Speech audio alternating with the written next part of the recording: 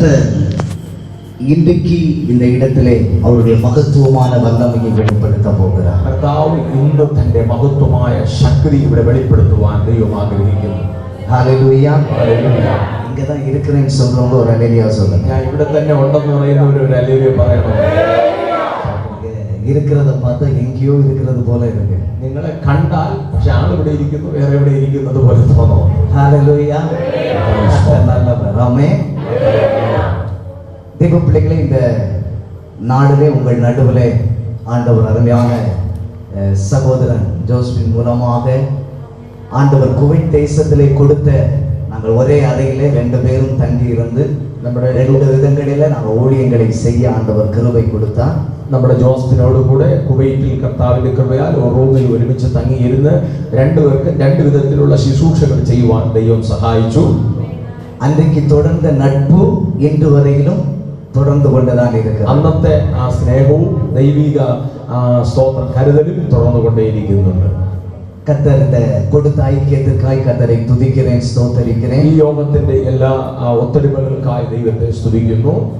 அதோடு கூட என்னை அருமையாய் நேசிக்கிற அருமையான பாஸ்டர் அவர்களை அன்பாய் வாழ்த்துகிறேன். അതുപോലെ സ്നേഹിക്കുന്ന പ്രിയ പാസ്റ്ററെയും ഓർത്ത് ദൈവത്തെ സ്തോത്രം ചെയ്യുന്നു. எங்கள் ஸ்தலத்திலே வந்து நல்ல ஒரு எழுப்புதலில் நல்ல ஒரு ஜெப அக்கினியை போடுவதற்கு நல்ல ஒரு வார்த்தையோடு கடந்து வந்து நல்ல ஒரு அபிஷேக ஆராதனை அன்றைக்கு குடும்பமாய் நடத்தி தந்ததற்காகவும் கர்த்தரை நான் ஸ்தோத்தரிக்கிறேன். അന്ന് പ്രാർത്ഥനയെ കുറിച്ച് ഒരു ശുശ്രൂഷ നടത്തുകയും ശക്തമായ ഒരു ആരാധന കുടുംബമായി നടത്തിയതിനെ ഓർത്ത് സ്തോത്രം ചെയ്യുന്നു. கர்த்தர் நல்லவர். நாம் தொடர்ந்து இன்றைக்கு நல்ல பாடல் ஆராதனைகள் நடத்தின அருமையான பாஸ்டரை நான் வாழ்த்துகிறேன். തുടർന്ന് ഇന്ന് വർഷിപ്പൊക്കെ നടത്തിയ പ്രിയ കർത്തൃദാസനെ ഓർത്ത് സ്തോത്രം ചെയ്യുന്നു.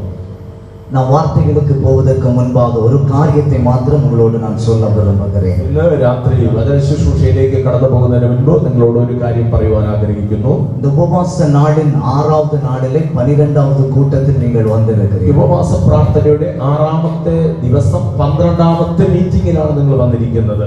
இது ஒரு முக்கியமான கூடுகை. ഇത് പ്രധാനപ്പെട്ട ഒരു അവസരം. நாளைய தினத்துல நீங்க சபை ஆராதனைகளில் பங்கு கொள்வதற்கு ஒரு ஆயத்தப்படுகிற ஒரு நல்ல நாள். നാളത്തെ ദിവസം നിങ്ങൾ സഭാരാധനയ്ക്ക് പങ്കെടുക്കുന്നതിന് ഒരു ഒരുക്കം പ്രാപിക്കേണ്ട ദിവസം ഇന്ന്. இன்னைக்கு கர்த்தர் இங்கே மகத்துவமான காரியங்களை செய்ய போகிறார். ഇന്ന് കർത്താവ് വലിയ കാര്യങ്ങൾ ചെയ്യുവാൻ ആഗ്രഹിക്കുന്നു. எத்தனை பேர் சந்தோஷமா இருக்கிறீங்க? എത്ര പേർ സന്തോഷമായിരിക്കുന്നു? எத்தனை பேர் வார்த்தையை கேட்பதற்கு ஆவலா இருக்கிறீங்க? എത്ര പേർ ഇന്ന് രാത്രി വചനം കേൾപ്പാൻ വേണ്ടി ഒരുക്കത്തോടെ ഇരിക്കുന്നു? தமிழ்லே பிரசங்கிச்சிருக்கலாம், ஆனாலும் நீங்க எல்லாரும் வார்த்தையை புரிந்து கொள்ளணும். ஆமென். തമിഴിൽ പ്രസംഗിച്ചിരിക്കുക, പക്ഷെ നിങ്ങൾ എല്ലാവരും ശരിയായ വിധത്തിൽ നിങ്ങൾ മനസ്സിലാക്കണം. ஏன்னா முக்கியமான ஒரு வார்த்தை ஆண்டவர் இன்னைக்கு இந்த சபையிலே இன்னைக்கு வைக்க போகிறார். ഒരു വളരെ പ്രധാനപ്പെട്ട ഒരു സബ്ജക്ട് ദൈവം ഇന്ന് രാത്രി നമ്മുടെ സഭയിൽ തരാൻ ആഗ്രഹിക്കുകയാണ്. எங்க ஊர்ல குறிப்பாக பல தேவ மனிதர்கள் தீர்க்கதரிசிகள் சொல்லுகிற ஒரு வார்த்தை ஒன்று உண்டு. ഞങ്ങളുടെ ദേശത്ത് പല ദൈവദാസന്മാർ പ്രവാചകന്മാർ പറയുന്ന ഒരു വാക്കുണ്ട്. கன்னியாகுமரியிலிருந்து ஒரு எழுப்புதல் தீ பற்றி எரியும் என்று சொல்வார்கள். കന്യാകുമാരിയിൽ നിന്നും ഒരു ഉണർവ് തീ കത്തി ഒരു ഉണർവ് ഇന്ത്യയിലേക്ക് പുറപ്പെടും എന്ന് പറയുന്നു. ஆனால் நான் ஒன்றை சொல்ல விரும்புவேன். എന്നാൽ പാസ്റ്റർ ഇന്ന് രാത്രി ഒന്ന് പറയുവാൻ ആഗ്രഹിക്കുന്നു. எழுப்புதல் என்பது சபைக்குள்ளாக இருந்து உருவாக்கப்படுகிறது. അതെ, ഉണർവ് എന്നുള്ളത് സഭയുടെ അകത്ത് നിന്നും പുറപ്പെടേണ്ട எத்தனை பேர் விசுவாசிக்கிறீங்க? എത്ര പേർ വിശ്വസിക്കുന്നു? அந்த எழுப்புதல் அக்கினியை கர்த்தர் உங்கள் சபையிலே வைக்க போகிறார். ആ ഉണർവിന്റെ ആത്മാവിന്റെ രാത്രി കർത്താവ് ഈ സഭയിൽ നിന്നും அந்த எழுப்புதல் இந்த சபையிலே இன்னைக்கு உருவாக்கப்பட போகிறது. ആ ഉണർവിന്റെ രാത്രി ഈ സഭയുടെ അകത്ത് ദൈവം ഉത്ഭവിപ്പിക്കാൻ പോകുകയാണ്. கர்த்தர் உங்கள் நடுவிலே காண்பிக்க போகிறார். അതിന്റെ രാത്രി നമ്മുടെ നടുവിൽ കർത്താവ് കാണിപ്പിക്കാൻ ஒரு പോകുകയാണ്. நிமிடம் நம்முடைய கண்களை மூடி, எல்லாம் நம் கண்களை மூடி ஒரே நிமிடம்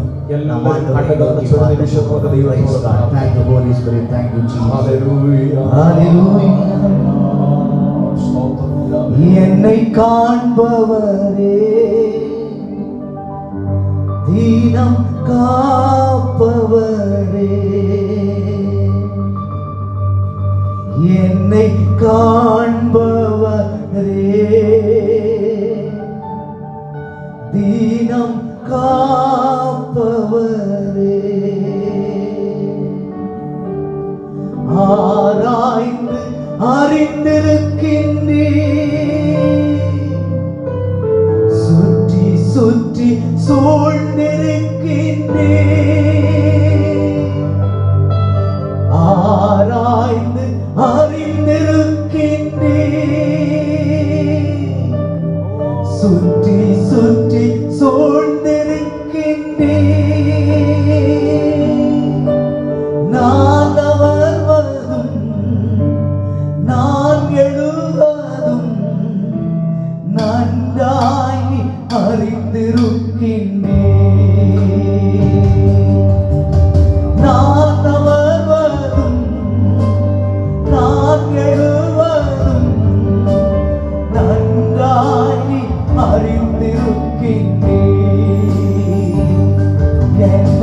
காண்பவரே, தீனம் காப்பவரே. என்னோடு சேர்ந்து இந்த வார்த்தைகளை என்னை காப்பவரே, தீனம் காப்பவரே. எண்ணங்கள் ஏக்கங்கள் எல்லாமே அறிந்திருக்கின்றீர். எண்ணங்கள் ஏக்கங்கள் எல்லாமே அறிந்திருக்கின்றீர். நான் வருவதும் நான் எழுவதும் நன்றாகி அறிந்திருக்கின்றீர். நான் வருவதும் நான் எழுவதும் நன்றாகி அறிந்திருக்கின்றீர். நன்றி ராஜா, இயேசு ராஜா, நன்றி ராஜா, இயேசு ராஜா, நன்றி ராஜா, இயேசு ராஜா, நன்றி ராஜா, இயேசு ராஜா. என்னை காண்பவரே, தீனம் காப்பவரே, என்னை காண்பவரே, தீனம் காப்பவரே, என்னை காண்பவரே. எனவே விசுவாசிக்கிறீங்க, இன்னைக்கு என்னை காண்கிற தெய்வம் என் நடுவிலே வந்திருக்கிறார் என்று சொல்றோம். எல்லோரும் என்னை காண்பவரே, தீனம் காப்பவரே, என்னை காண்பவரே. உங்க சத்தத்தை உயர்த்தி நீங்க சொல்லுங்க, காண்பவரே. உங்க சத்தம் மாத்திரம் உயர்த்து, என்னை காண்பவரே, தீனம் காப்பவரே. எத்தனை பேர் சொல்லுங்க, என்னை காண்கிறவர், என்னை காண்பவரே. ஆண்டவரே, இங்க இருக்கிறவங்க பிள்ளைகளை பாருங்கப்பா.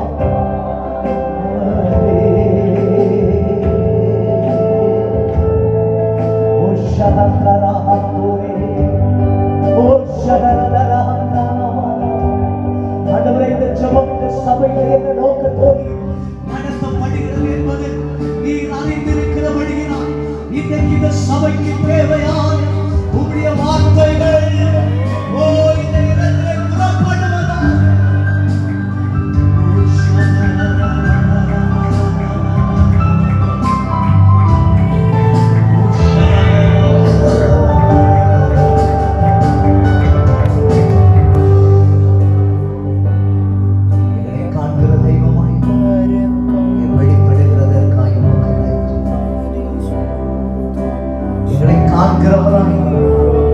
எங்கள் நடுவிலே கடந்து வந்திருக்கிறதற்காக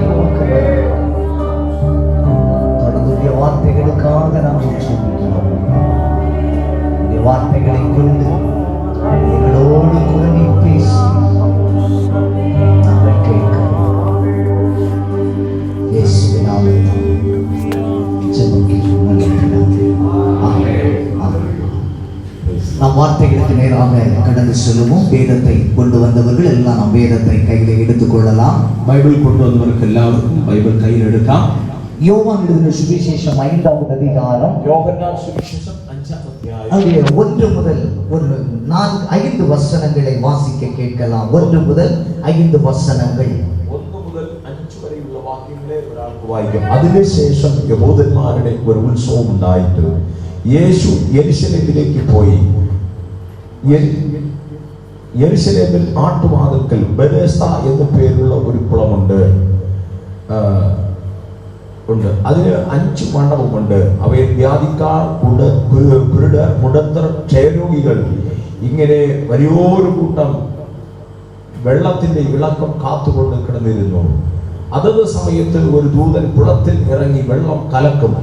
വെള്ളം കലങ്ങിയ ശേഷം ആദ്യം ഇറങ്ങുന്ന ഏത് വ്യാധി പിടിച്ചവനായിരുന്നാലും അവന് സൗഖ്യം വരുമായിരുന്നു.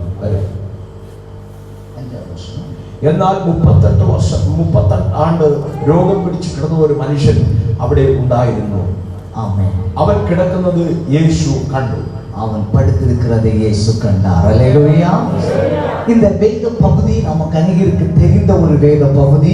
ഈ ഭാഗം നമുക്ക് എല്ലാവർക്കും അറിയാവുന്ന ഒരു ഭാഗമാണ്. பல நேரங்களிலே பல விதங்களிலே இதற்குள்ளாக இருந்த ஆண்டவருடைய சத்தியங்களை நாம் கேட்டிருக்கிறோம். പല വിധത്തിൽ പല സന്ദർഭത്തിൽ പല വിധത്തിലുള്ള പ്രസംഗം ഇതിൽ കൂടെ നമ്മൾ കേട്ടിട്ടുണ്ട്. ഇതിൽ நான் இன்னைக்கு இரண்டு விதமான காரியத்தை இதற்குள்ளாக இருந்து பேச விரும்புகிறேன். ഞാൻ ഇന്ന് രാത്രി ഇതിനകത്ത് രണ്ട് വിധം കാര്യങ്ങളെ നിങ്ങളോട് സംസാരിക്കാൻ ആഗ്രഹിക്കുന്നു. ஒன்று, நம்முடைய சபைக்குள் நாம் எப்படி இருக்கிறோம் என்பதை குறித்தும், நாம் നമ്മുടെ സഭയ്ക്കകത്ത് എങ്ങനെ ഇരിക്കുന്നു എന്നും, நம்முடைய வாழ்க்கை எப்படி இருக்கிறது என்பதையும் இன்றைக்கு வார்த்தையாய் கொண்டு வர ജീവിതം എങ്ങനെയായിരിക്കുന്നു എന്നും ഇന്ന് രാത്രി ഇതിൽ കൂടെ സംസാരിക്കാൻ ആഗ്രഹിക്കുന്നു. இங்கே சொல்லப்பட்டிருக்கிறது பெதஸ்தா என்கிற ஒரு குளம் இருந்தது என்று. ഇവിടെ പറഞ്ഞിരിക്കുന്നു பெதஸ்தா എന്നൊരു കുളം ഉണ്ടായിരുന്നു എന്ന്. நாம் இந்த பெதஸ்தா என்கிற குளத்தை நம்முடைய சபைக்கு ஒப்புமையாக நான் பேச விரும்புகிறேன்.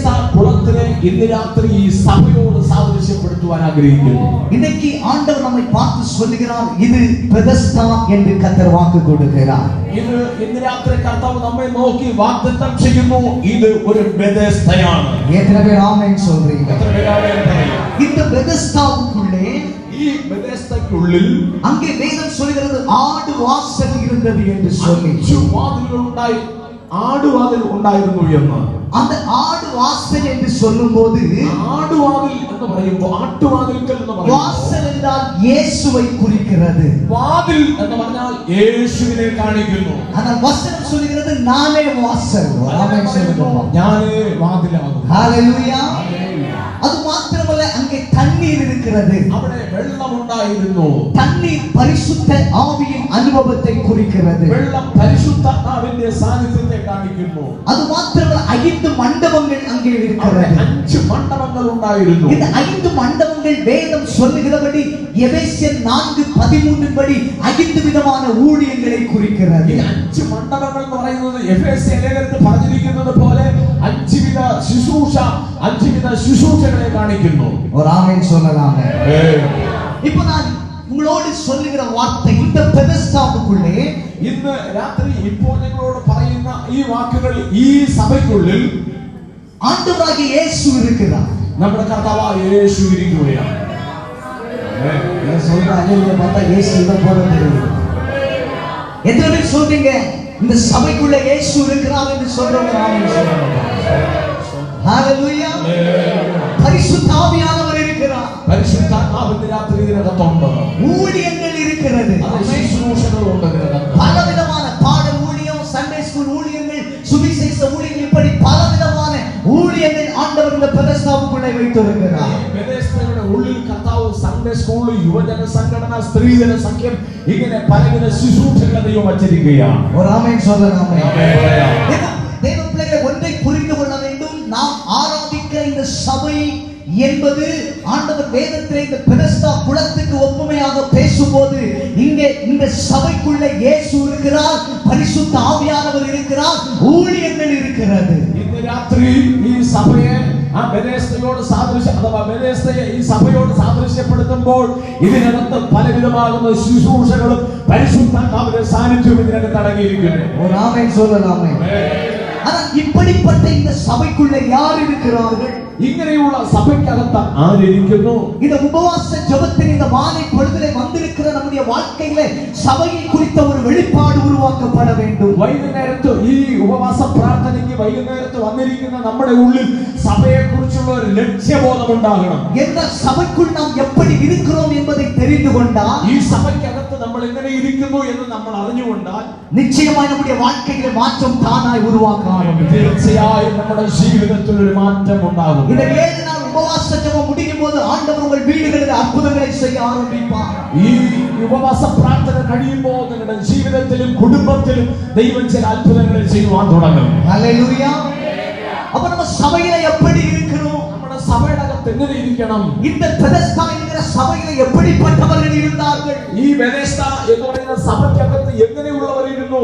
நீங்கள் யோவான் எழுதின சுவிசேஷம் 5வது அதிகாரம் 3வது வசனத்தை வாசிக்கும்போது ഇവിടെ യോഹന്നാൻ സുവിശേഷം 5ാം അധ്യായം 3ാമത്തെ വാക്യം വായിക്കുമ്പോൾ அங்கே வேதம் சொல்லுகிறது அங்கே குருடர்கள் இருந்தார்கள் என்று சொல்லி. അവിടെ പറയുന്നു കുരുടന്മാർ ഉണ്ടായിരുന്നു. குருடன்னா நமக்கு யாருன்னு தெரியும்? ஆமென். കുരുടന്മാർ എന്ന് പറഞ്ഞാൽ ആര് നമുക്കറിയാം? அவர்களுக்கு பார்வை இல்லாதவர்கள், കണ്ണിന് കാഴ്ചയില്ലാത്തവർ.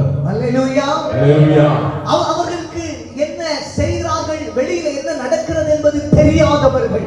പുറത്ത് എന്ത് സംഭവിക്കുന്നു, എന്ത് നടക്കുന്നു, ആരാണ് നിൽക്കുന്നതെന്ന് ഒന്നും അറിയാൻ കഴിയാത്തവർ. நான் இன்னைக்கு சொல்கிறேன், சபைக்குள்ளே அப்படிப்பட்ட குருடர்கள் இருக்கிறார்கள். ഇന്ന് രാത്രി പറയുന്നു, സഭയ്ക്കകത്തും ഈ സഭയാവുന്ന ബെഥെസ്ദയുടെ അകത്തും ഇങ്ങനെയുള്ളവർ പാർക്കുന്നുണ്ട്.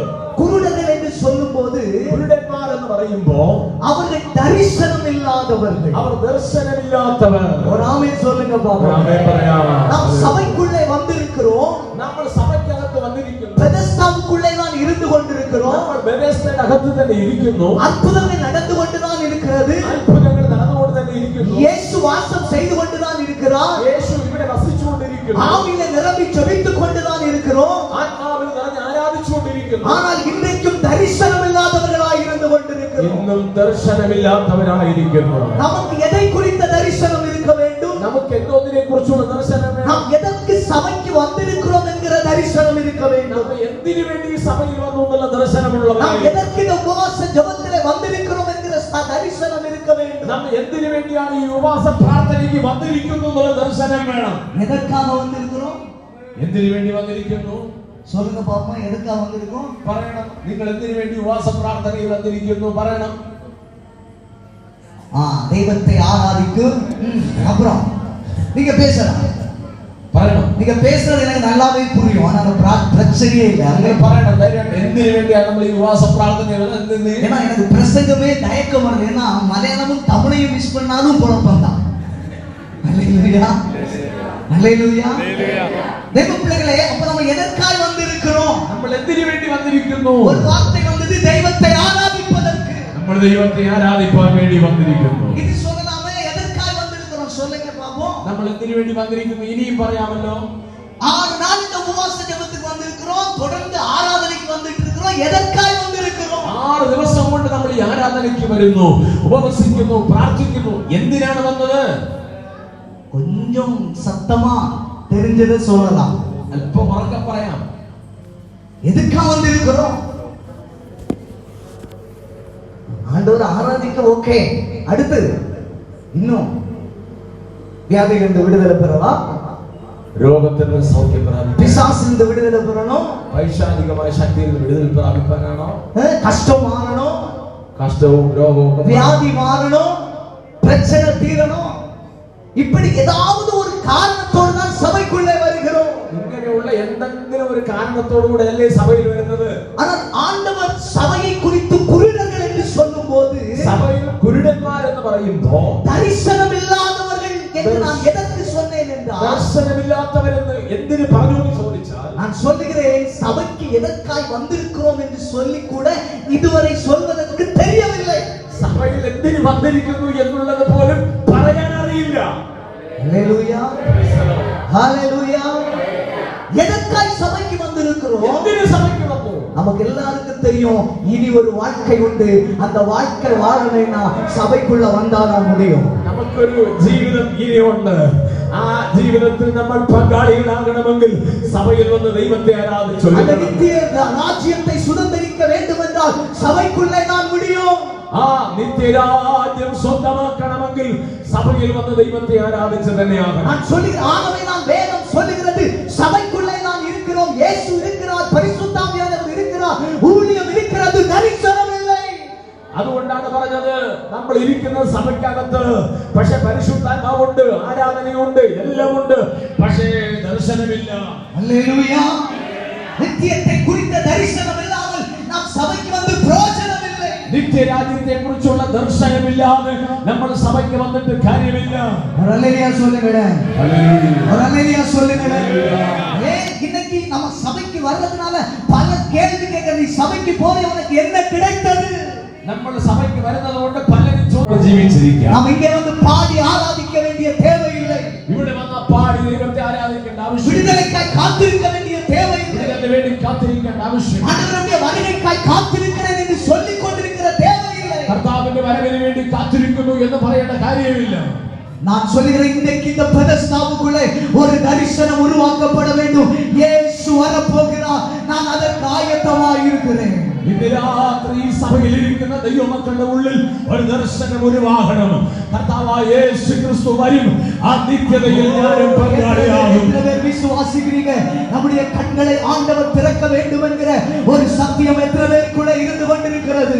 ഈ സഭയ്ക്കകത്തിരിക്കുമ്പോൾ നമ്മൾ കുരുടന്മാരായിട്ടല്ല, തുറക്കപ്പെട്ട കണ്ണുള്ളവരായി ദർശനങ്ങളെ കണ്ടുകൊണ്ടിരിക്കണം. ஆமென் சொல்லலாமே, ആമേൻ പറയാം. சத்தமா ஆமென் சொல்லலாமே. இன்னைக்கு நமக்குள்ள ஒரு தரிசனம் உருவாக்கப்படட்டும். ഇന്ന് രാത്രി നമ്മുടെ ഇടയിൽ ഒരു ദർശനമുള്ളതാകട്ടെ. நாம் தரிசனம் இல்லாதவர்களாய் இனி சபைக்குள்ளே இருக்க கூடாது. നമ്മൾ ദർശനമില്ലാതെ സഭയ്ക്കകത്ത് அதான் சொன்னேன், சபைக்குள்ளே இயேசு உண்டு, ஆவியானவர் உண்டு, ஊழியர்கள் உண்டு, ஆனால் தரிசனம் இல்லை. സഭയ്ക്കകത്ത് സ്തോത്രം, അതെ, പരിശുദ്ധാത്മാവുണ്ട്, ശുശ്രൂഷകളുണ്ട്, രോഗസൗഖ്യമുണ്ട്, പക്ഷേ ദർശനമില്ല.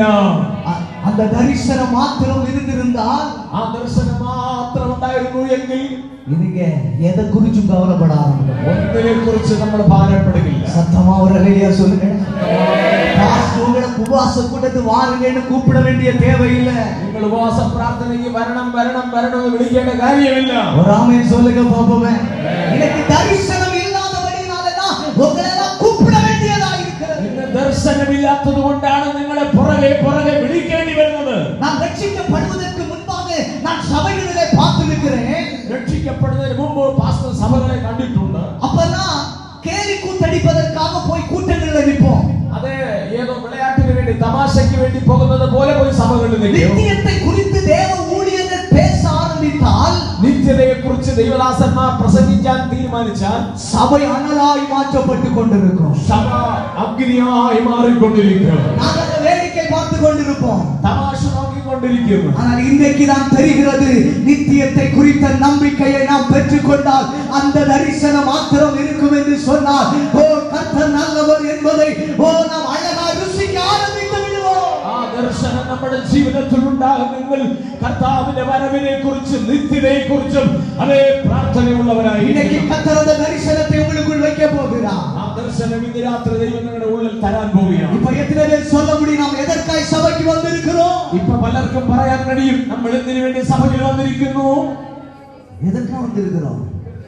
നിത്യതയെ കുറിച്ച് കർശനമാക്കി. சத்தமா ரெடியா சொல்லுங்க.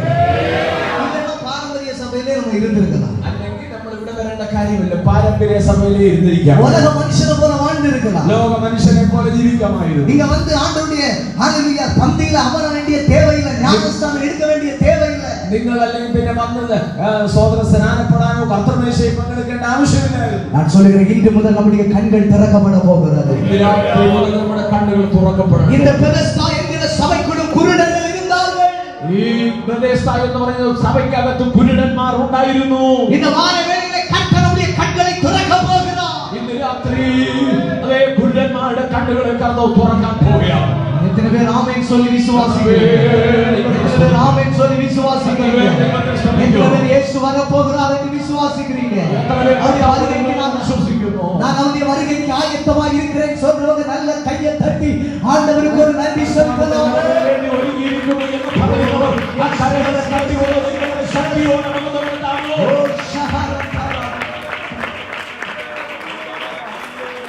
ஹalleluya ஹalleluya. அப்ப முதலாவது சபைக்குள்ளே குருடர்கள் இருந்தார்கள். ഒന്നാമത് സഭയ്ക്കകത്ത് കുരുടന്മാർ ഇരുന്നിരുന്നു. இரண்டாவது வேதம் சொல்லுகிறது, രണ്ടാമത് ബൈബിൾ പഠിപ്പിക്കുന്നു. அதே யோவான் 5:3 வாசிக்கும் போது അധ്യായം 3 വാക്യം വായിക്കുമ്പോൾ அங்கே சப்பானிகள் இருந்தார்கள். അവിടെ മുടന്തന്മാരുണ്ടായിരുന്നു. யார் இருந்தது? ആരുണ്ടായിരുന്നു? சப்பானிகள். ஹalleluya. മുടന്തന്മാരുണ്ടായിരുന്നു. நான் இன்னைக்கு இந்த சபையை பார்த்து சொல்லுகிறேன், ഇന്ന് രാത്രി ഞാൻ ഈ സഭയെ നോക്കി പറയുന്നു, இங்க இருக்கிற சில சப்பானிகளாகவே இருந்துட்டு இருக்கிறீங்க. ഇന്ന് രാത്രി ഇവിടെ ഇരിക്കുന്ന പലരും മുടന്തന്മാരായിരിക്കും. சில வேளைகளிலே இந்த வார்த்தை உங்களுக்கு கொஞ்சம் கஷ்டமா இருந்தாலும், ചിലപ്പോൾ നിങ്ങൾക്ക് ഒരുപക്ഷെ ഈ വാക്കുകൾ നിങ്ങൾക്ക് അല്പം പ്രയാസം തോന്നി. இன்னைக்கு இந்த ஜெபம் முடிகிற நேரத்திலே ഇന്ന് രാത്രി ഈ പ്രാർത്ഥന തീരുമ്പോൾ நீங்கள் யார் என்கிற தெளிவோடு கடந்து செல்ல போகிறீர்கள். யார் என்கிற தெளிவோடு, നിങ്ങൾ ആരെന്നുള്ള സ്വന്തം അറിവോടെ നിങ്ങൾ കടന്നു പോകാൻ പോകും. ஒரு ஆமென் சொல்லுங்க பாப்போம். ആമേൻ പറയാം. இன்னைக்கு நாம் சபைக்குள்ள சப்பானிகளாய் இருக்கிறோம். ഇന്ന് അനേകർ സഭയ്ക്കകത്ത് മുടന്തന്മാരായിട്ടിരിക്കുകയാണ്. சப்பானி எப்படி செய்வான்? இருக்கிற இடத்திலே நகர்ந்து நகர்ந்த ஒரு வாழ்க்கையை ஓட்டி கொண்டு മുടന്തൻ എന്ത് ചെയ്യും? നടക്കാൻ കഴിയാത്ത മുടന്തൻ ഇരിക്കുന്നിടത്ത് എഴഞ്ഞെഴഞ്ഞ് മുൻപോട്ട് പോകും. இன்னைக்கு நாமும் சபைக்குள்ள அப்படிதான் இருக்கிறோம். നാമും ഈ ദിവസങ്ങളിൽ സഭയ്ക്കകത്ത് അങ്ങനെ തന്നെ ഇരിക്കുന്നു. வருடங்கள் பல ஆகிவிட்டது, வருஷங்கள் பல ஆகிவிட்டது, വർഷങ്ങൾ പലത് കഴിഞ്ഞു. ரட்சிக்கப்பட்டு 5 வருஷத்துக்கு மேல ஆயிடுச்சு. രക്ഷിക്കപ്പെട്ട് 5 വർഷം കഴിഞ്ഞു. சபை தொடங்குற நேரத்திலிருந்து நான் தான் விசுவாசி. സഭ തുടങ്ങിയ കാലം തൊട്ടേ ഞാൻ ഇവിടുത്തെ വിശ്വാസി. ஆனா இன்னும் சப்பானிக போல நகர்ந்துட்டே தான் இருக்கிறோம். ഇന്നും അതേ മുണ്ടന്തനെ പോലെ ഇടഞ്ഞിടഞ്ഞിരിക്കുകയാണ്. ஒரு ஆமென் சொல்லுங்க பாப்போம். ഒരു ആമേൻ പറയാമോ? நான் ஏன் இதை சொல்லுகிறேன் என்றால், ഞാൻ എന്തുകൊണ്ട് ഇത് പറയുന്നു എന്ന് ചോദിച്ചാൽ, சபைக்குள்ளே வந்து எத்தனை வருடங்கள் எத்தனை நாட்கள் ஆகியிருந்தாலும் സഭയ്ക്കകത്ത് വന്ന് എത്ര വർഷങ്ങൾ കഴിഞ്ഞാലും நமக்குள்ளே அந்த ஆத்தும பாரம் நமக்கு இன்னும் வரவில்லை. നമ്മുടെ ഉള്ളിൽ ഒരു ആത്മഭാരം ഇതുവരെയും വന്നിട്ടില്ല. தேசம் அழிந்து கொண்டிருக்கிற என்கிற சிந்தனை இன்னும் வரவில்லை. അഴിഞ്ഞു പോകുന്നവരെ കുറിച്ചുള്ള ദർശനം ഇതുവരെ വന്നിട്ടില്ല. இருக்கிற இடம் நமக்கு எனக்கு அற்புதம் நடந்தால் போதும் என்கிற நம்பிக்கையோடு தான் சபைக்கு வந்து கொண்டிருக்கிறோம். ഇവിടെ എനിക്ക് അത്ഭുതം നടന്നാൽ മതി എന്നുള്ള വിശ്വാസത്തോടുകൂടെയാണ് വന്നുകൊണ്ടിരിക്കുന്നത്. ஹல்லேலூயா, ஹல்லேலூயா. இன்னைக்கு ஆண்டவர் சபையை பார்த்து சொல்லுகிறார், ഇന്ന് രാത്രി കർത്താവ് സഭയെ കുറിച്ച് പറയുന്നു. இந்த பெதஸ்தாவுக்குள் இருக்கிற சில சப்பானிகளை கர்த்தர் எழுப்பி நடக்க பண்ண போகிறார். ഇതിനകത്തിരിക്കുന്ന അനേകം മുടന്തന്മാരെ എഴുന്നേറ്റ് തുള്ളി ചാടി നടക്കുമാറാക്കുകയാണ്. ஹல்லேலூயா. எங்க ஊர்ல சில சபைகள்ல நான் பார்த்திருக்கிறேன். തന്റെ പാസ്റ്ററുടെ ദേശത്തെ അനേക സഭകളിൽ പാസ്റ്റർ കണ്ടിട്ടുണ്ട്. இருக்கிற இடத்துல பாய் தேய்ந்தாலும் இடத்தை மாற்ற மாட்டாங்க. இருக்கிற இடத்துல பாய் தேய்ஞ்சு போனாலும் இடத்தை மாற்ற மாட்டாங்க. ഇരിക്കുന്ന ഇടത്തിലെ ഇരിക്കുന്ന സ്ഥലത്തിലുള്ള പാ കീറി നശിച്ചു പോയാലും ആ സ്ഥലം വിട്ടു പോകില്ല. ആ സ്ഥലത്തേക്ക് ஒரு நாளும் அந்த விசுவாசி வளராது. ஹல்லேலூயா, ஹல்லேலூயா, ஹல்லேலூயா.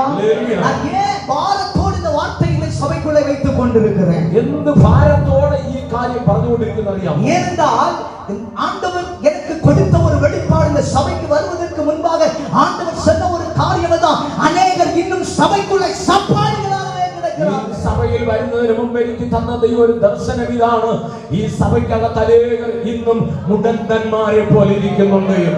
ஹல்லேலூயா சொல்லுங்க போ. ஏனென்றால் சபைக்கு வருகிறது உண்மைதான், வருகிறோம் போகிறோம், அவ்வளவுதான்.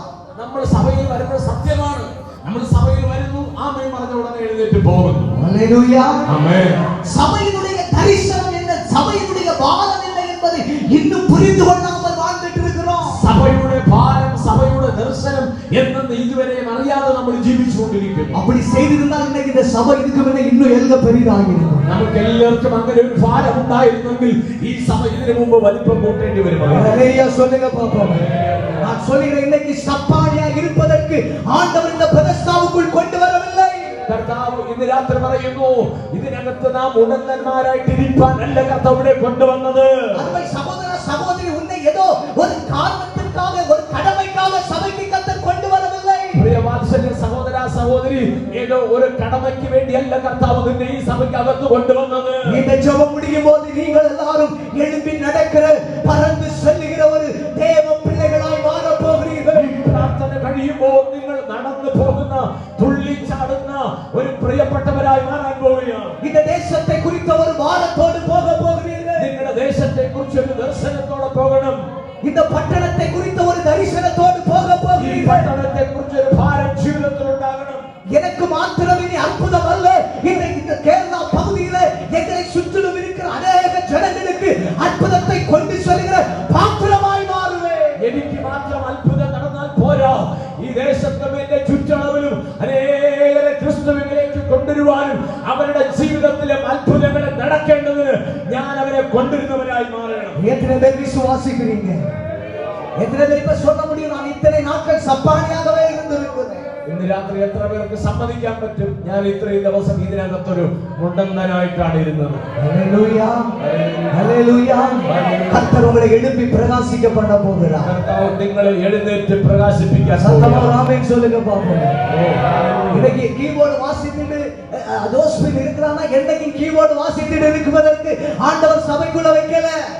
ഓ, ഇന്ന് കീബോർഡ് വായിച്ചുകൊണ്ടിരിക്കുന്ന ജോസ്മിൻ എന്നും അവിടെ ഇരുന്ന് കീബോർഡ് വായിക്കാനല്ല അവനെ പറ്റിയുള്ള ദർശനം. இனி ஒரு நாள் வரும்போது அநேக ஜாதிகளுக்கு ஆண்டவருடைய வார்த்தையை சொல்லுகிற ஒரு தரிசனத்தை ஆண்டவர் வைத்திருக்கிறார் அவருக்குள்ள. ഇനി ഒരു സുപ്രഭാതത്തിൽ അനേകരോട് ദൈവവചനം ശുശ്രൂഷിക്കുന്ന ഒരു ശുശ്രൂഷകനാക്കി ദൈവം മാറ്റുകയാണ്.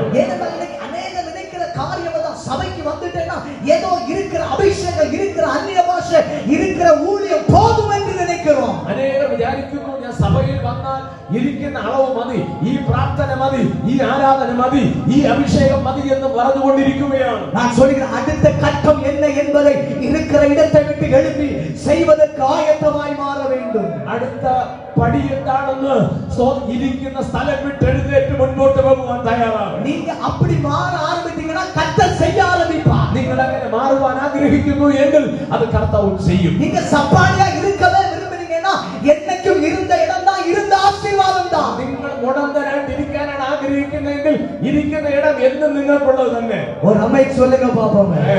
சத்தமா ஒரு ஆமென் சொல்லுங்க பாப்போம். எத்தனை பேர் எழுப்பி ஜோதிக்க விரும்புறீங்க? എത്ര പേര് എഴുന്നേറ്റ് പ്രകാശിപ്പാൻ ആഗ്രഹിക്കുന്നു? ஒரு ஆமென் சத்தமாய் சொல்லுங்க பாப்போம்.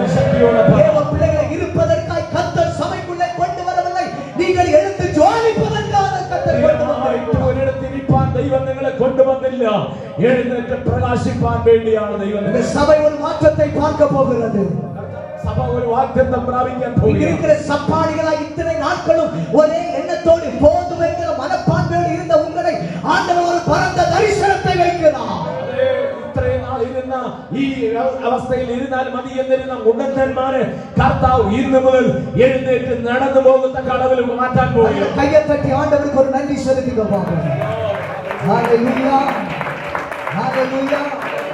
மூன்றாவது அங்கே ஒரு மனிதன் இருக்கிறார். മൂന്നാമത് അവിടെ ഒരു മനുഷ്യൻ ഉണ്ടായിരുന്നു. நான் சொன்னேன், சபை பெதஸ்தா என்கிற சபைக்குள்ளே அதை நாம் தெளிவாய் புரிந்து கொள்ள வேண்டும். இயேசு இருப்பது உண்மை, ஆவியானவர் இருப்பது உண்மை, ஊழியர்களும் இருப்பது உண்மை.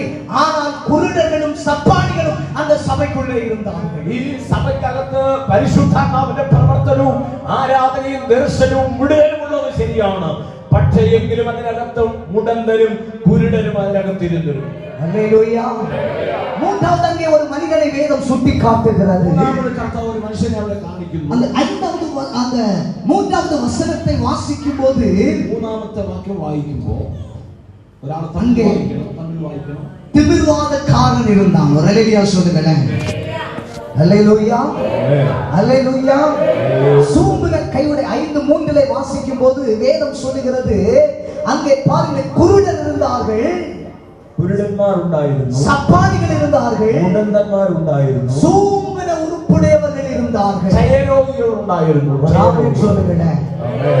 சூம்பின உறுப்புடைய மனுஷன் என்று சொல்லும் போது, ഈ ക്ഷയരോഗി എന്ന് പറയുമ്പോൾ அந்த மனுஷனுடைய வாழ்க்கையிலே ஒரு குறைவுள்ள ஒரு வாழ்க்கை, ഒരു ആ മനുഷ്യന്റെ ജീവിതത്തിൽ ഒരു കുറവുള്ള ഒരു മനുഷ്യൻ. அல்லேலூயா. ആമേൻ. அப்படி என்றால் அவருடைய கை கரம் இருந்தது, അവന്റെ കൈ ഉണ്ടായിരുന്നു, ஆனால் அந்த கை பூரணப்படாமல் இருந்தது. ആ കൈ പൂർണ്ണ വളർച്ചയില്ലാതിരുന്നു. இன்னைக்கு சபைக்குள்ளே இருக்கிற அநேகருடைய வாழ்க்கை, ഇന്ന് സഭയിലിരിക്കുന്ന അനേകരുടെ ജീവിതം அந்நிய பாஷை இருக்கிறது, അന്യഭാഷ ഇരിക്കുന്നു, ஜெப வாழ்க்கை இருக்கிறது, പ്രാർത്ഥന ഉണ്ട്, எந்த கூட்டமானாலும் விடமாட்டோம், ஒழுங்கா வந்துடுவோம். ഏത് കൂട്ടമുണ്ടെങ്കിലും അതിനെ മിസ്സാക്കത്തില്ല, തീർച്ചയായിട്ടും സംബന്ധിക്കും.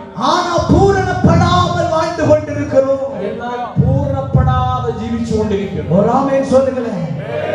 எத்தனையோ சத்தியங்களை கேட்டும் இன்னும் பூரணப்படாத, மனம் திரும்பாத அநேக பேர் சபைக்குள் இருக்கிறோம். എത്രയോ സത്യങ്ങളെ കേട്ടും വചനം കേട്ടും ഇനിയും രൂപാന്തരം വരാതെ പൂർണ്ണരാകാതെ അനേക സഭയ്ക്കകത്തിരിക്കുക. ஒரு ஆமென் சொல்லுங்க.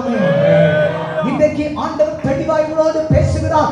இந்த சபைக்குள்ளே நீங்கள் அப்படிப்பட்டவர்களாய் இருந்தால் கர்த்தர் உங்களை பூரணப்படுத்த விரும்புகிறார். അങ്ങനെയുള്ളവർ ഇന്ന് രാത്രി സഭയ്ക്കകത്തിരിക്കുന്നു എങ്കിൽ നിങ്ങളെ പൂർണ്ണപ്പെടുത്തുവാൻ ദൈവം ആഗ്രഹിക്കുന്നു. இதை குறித்து நான் விவரமாய் பேச வேண்டிய தேவையில்லை. ഇതിനെക്കുറിച്ച് ഞാൻ വിശാലമായി പറയേണ്ട ആവശ്യമില്ല. கர்த்தருடைய ஆவியானவர் உங்களோடு பேசிக் கொண்டிருக்கிறார். പരിശുദ്ധാത്മാവ് രാത്രി നിങ്ങളോട് நீங்கள் സംസാരിക്കുന്നു. எந்த நிலைமையில் இருக்கிறீர்கள் என்பதை கர்த்தர் பேசிக் கொண்டிருக்கிறார். നിങ്ങൾ ഏത് അവസ്ഥയിലായിരിക്കുന്നു എന്ന് പരിശുദ്ധാത്മാവ് രാത്രി നിങ്ങളോട് உங்களை സംസാരിക്കുന്നു. பார்ப்பதற்கு நன்றாகத்தான் இருக்கிறீர்கள், നിങ്ങളെ കാണാൻ നിങ്ങൾ നല്ല മിടുക്കരായി ഭംഗിയുള്ളവരായിരിക്കും. அழகாத்தான் இருக்கிறீங்க. നിങ്ങൾ നല്ല ഭംഗിയോടെ ഇരിക്കുന്നു. உங்களை பார்த்தா யாரும் எந்த குறையும் சொல்ல முடியாது. നിങ്ങളെ നോക്കിയാൽ ആരും കുറ്റം പറയാൻ ஆனால் പറ്റില്ല. அந்த சூமனை கையுடைய மனுஷனை போல ஏதோ ஒரு குறைவுள்ள வாழ்க்கையோடு வாழ்ந்து கொண்டிருக்கிறீர்கள். എന്നാൽ ആ ക്ഷയരോഗിയെ പോലെ ഏതോ കുറവുള്ളവരായിട്ട് ഇന്ന് രാത്രി அருமை சகோதர சகோதரி, உன்னுடைய வாழ்க்கையில் இருக்கிற அந்த குறைவுள்ள வாழ்க்கையை ஆண்டவர் இன்றைக்கு மாற்ற விரும்புகிறார். അൻപുള്ള പ്രിയ വാത്സല്യമുള്ള സഹോദര സഹോദരി, നിന്റെ ജീവിതത്തിലെ കുറവിനെ ഇന്ന് രാത്രി ദൈവം മാറ്റി പൂർണ്ണതയിലേക്ക് കൊണ്ടുവരുവാൻ ആഗ്രഹിക്കുന്നു. எத்தனை பேர் விசுவாசிக்கிறீங்க?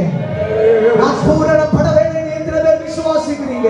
പൂർണ്ണപ്പെടണമെന്ന് എത്ര പേർ ആഗ്രഹിക്കുന്നു? நான் எத்தனையோ வார்த்தைகளை கேட்டாலும் என்னால மாற முடியலைன்னு சொல்லிட்டு சில வேளைகளில் நீங்கள் அங்கலாய்த்துக் கொண்டிருக்கலாம். എത്ര കേട്ടാലും എന്റെ ജീവിതം മാറുന്നില്ലെന്ന് ഒരുപക്ഷെ നിങ്ങൾ ടെൻഷനിലായിരിക്കാം. நான் இன்றைக்கு கர்த்தருடைய ஆவியானவர் சொல்லுகிறார், ഇന്ന് രാത്രി പരിശുദ്ധാത്മാവ് നിങ്ങളോട് പറയുന്നു, உங்களை ஆண்டவர் பூரணப்படுத்த போகிறார். നിങ്ങളെ കർത്താവ് പൂർണ്ണപ്പെടുത്തുവാൻ ആഗ്രഹിക്കുന്നു. ஏன் பூரணப்படுத்த போகிறார் தெரியுமா? എന്തുകൊണ്ട് പൂർണ്ണപ്പെടുത്തുവാൻ இந்த ആഗ്രഹിക്കുന്നു? சபைக்குள்ளே இருந்த குருடர்களும் சப்பானிகளும் இந்த சூம்பன உறுப்புடைய மனுஷர்களும் அவர்கள் சாதாரணமானவர்கள் அல்ல.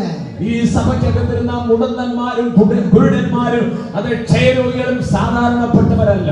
ஏன் நான் சொல்கிறேன் என்றால் அவர்கள் இருந்த இடம் பெதெஸ்தா என்கிற சபை. അവർ ഇരുന്നത് ബെഥെസ്ദാ എന്ന സഭയ്ക്കകത്ത്. எத்தனை பேர் ஆமென் சொல்றீங்க? நான் சொல்றேன், நீங்க எல்லாரும் கெட்டவர்கள் அல்ல, நல்லவர்கள். ഇന്ന് രാത്രി പറയുന്നു, അവരാരും മോശപ്പെട്ടവരല്ല, നല്ലവരാണ്. ஆனா குருடனா இருக்கிறோம், എന്നാൽ കുരുടന്മാരായിരിക്കും. ஆனா சப்பாடியா இருக்கிறோம், എന്നാൽ മുടന്തന്മാരായിരിക്കും. ஆனா சூம்பன கையுடைய மனுஷனா இருக்கிறோம். എന്നാൽ ക്ഷയരോഗികളായിരിക്കുന്നു. ஆண்டவர் குளத்தை கலக்க விரும்புகிறார். ഇന്ന് രാത്രി കർത്താവ് കുളത്തെ தூதன் കലക്കുവാൻ, வந்து ഇറങ്ങി കുளத்தை கலக்க விரும்புகிறார்.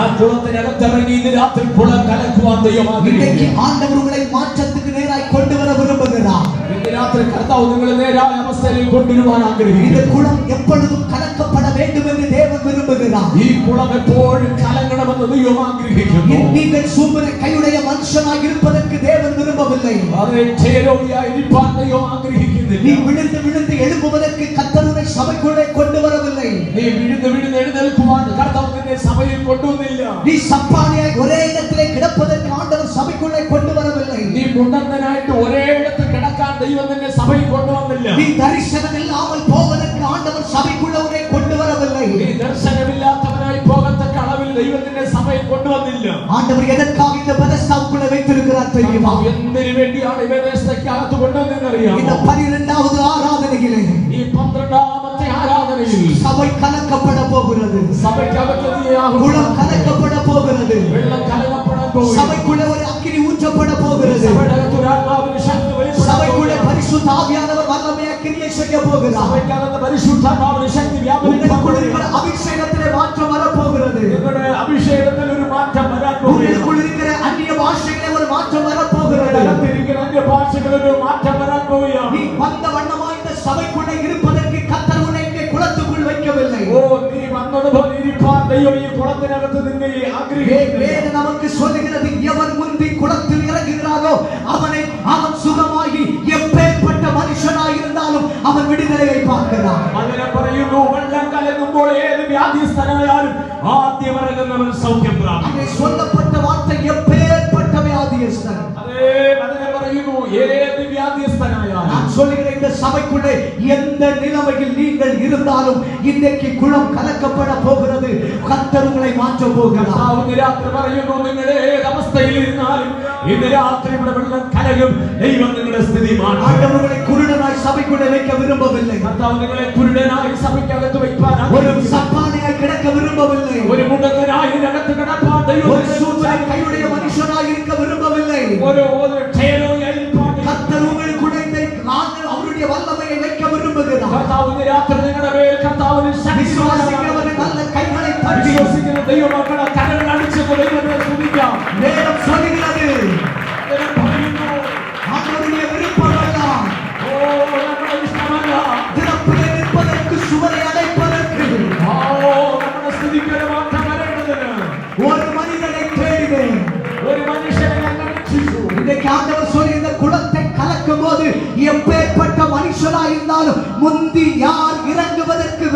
இருக்கிறார்களோ அவர்களை தான் ஆண்டவர் விடுவிக்க விரும்புகிறார். வெள்ளம் கலங்கும்போது ஏது வியாதிஸ்தனாயாலும் ஆத்தியம் இறங்குனவன் ஆனானோ அவன் விடுவிக்கப்படுவான்.